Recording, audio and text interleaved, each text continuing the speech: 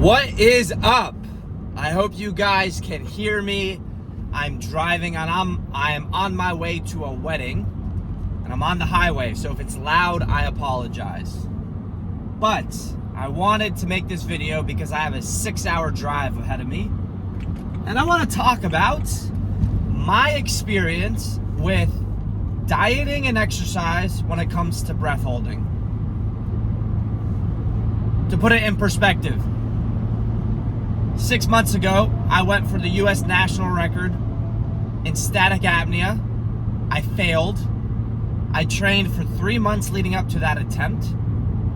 A lot of my training in the gym was cardio focused. I was wearing an elevation mask. I was doing a lot of incline walking, rowing, running. I even hit the sauna sometimes right after. A lot of cardio.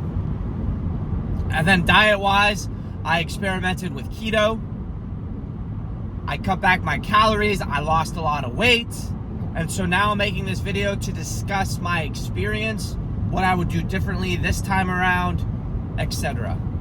So, the first thing that I need to state is, I do believe there is a positive correlation between how much you weigh and the ability to hold your breath. AKA, the less you weigh, the longer you'll be able to hold your breath. There is a correlation there. Now, I'm not certain that going into an extreme weight loss, especially for you, is always beneficial. So me, naturally, I'm around 190 pounds. I got down to 170, 168, 170, and I think that was too low. I starved my body, and I actually got into a point of survival mode, and I think it actually hindered my body's ability to handle stress. And I'm not talking about stress, what we use in today's language. I'm talking about physiological stress that you put on the body, such as holding your breath for a long time. I think when you go into starvation mode, you hinder your body's ability to handle that, and that degrades the performance more than the benefit you get from losing that weight.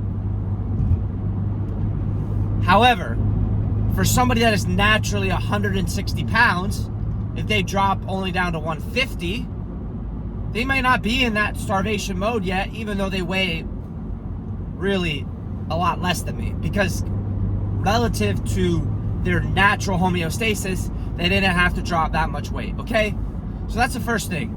We are all unique, and although the argument would be that the more weight you lose, the more you get put into a starvation mode, which means your metabolism drops, I think your body's ability to handle the stress response is degraded so much that it is not, or it offsets the benefit you would get from the diet, the slowing of the metabolism. Also, people are starting to put together a connection between your blood sugar levels and how quickly you black out when you go into hypoxia. And there is a correlation there as well, being that when your blood sugar levels are extremely low, you're gonna black out quicker, okay? So that's another thing you have to understand, is if you're dieting really hard and you're really weak and you're really exhausted and your blood sugar levels are low, you're probably gonna black out quicker, your fight's not gonna be there, so it's also gonna degrade your performance, even though you would say that, well, but my metabolism's slower. So I think anecdotally, these things, on paper, science would say, go into starvation mode, but in the real world, it doesn't work. Now, I tried to refeed. So refeeding would be you go into a starvation mode, and then 48 to 72 hours before your attempt, you refeed to get your blood sugar levels back up. I think it's hard to do that, to be honest. You're not going to get your body into a primed fighting mode with just 2 days of refeeding. At least for me, I wasn't able to. So it's a dance. It's a very delicate dance, and I have not figured out exactly how to do the dance yet, but I will. So that's the first part when it comes to diet. Now, the second part when it comes to diet is keto. On paper, scientific literature would state that ketones, so your body basically has 3 fuel sources, okay? You have oxygen, you have glucose, and you have ketones. Now, naturally, 99% of people walking around in the world run off oxygen and glucose. If you go into a ketosis, you swap the glucose with ketones, okay?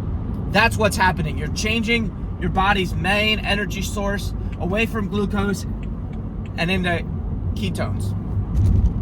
On paper, ketones are about 30% more efficient than glucose, energy-wise. And there's a correlation there between efficiency related to the utilization of oxygen. So on paper, yes, you should be in a ketosis. However, in practice, didn't work.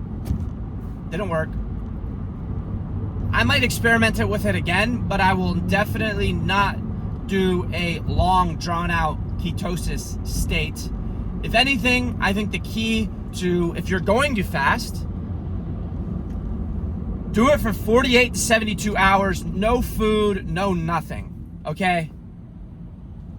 Because your energy levels will dip if you try to do it for weeks on end. So do it quickly, shock the body, get into it, get out. That's how I would experiment if I did it again.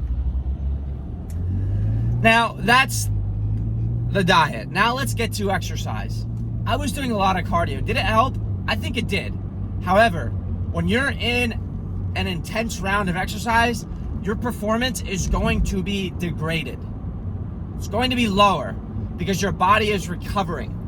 So what I recommend is, if you're going to do a lot of exercise, cut it out 2 weeks before your attempt. Not 1 week, 2 weeks.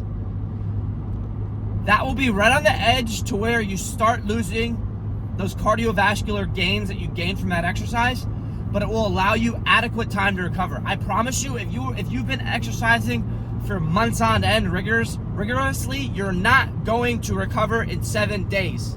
100%. Some of the best breath holds I've ever had is when I haven't exercised for 7 to 10 days, and I wasn't even exercising hard before that.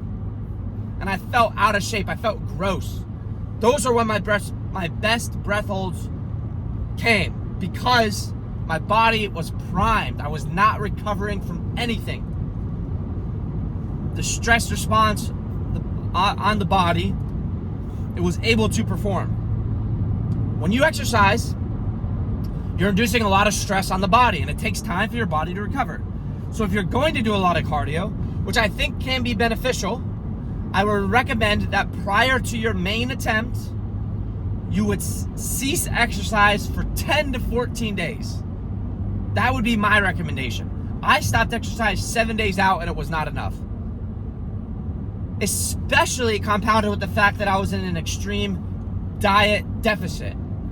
I had placed so much external stress on my body with low calories and extreme exercise that 7 days was not enough for my body to optimally recover. On top of that, I was doing 730 plus breath holds every other day, okay? So the amount of stress that I was putting on my body was enormous, and I didn't give it enough time to recover. So, honestly, that is part of the key, is making sure that your body has recovered from any external stressors that you've put on it prior for you going for the max attempt. If you do that properly, if you time it properly, you will have the performance of your life. If you do not, you will not eke out every last inch of what you could have. So those are my thoughts. This all comes from my own experience when I went for the national record attempt. Okay? So make sure that you guys do it your way. You can listen to me or you can't. It's up to you. Everyone's individualistic. We have our own way of doing things. I'm not going to say that my way is going to be your way, but I do think that you can get some valuable insights out of what I have told you. If you liked this video, like it, comment, and subscribe, okay? I'm going to be pumping out a lot of content when it comes to breath holding. So thank you for your time, and I'll catch you in the next video.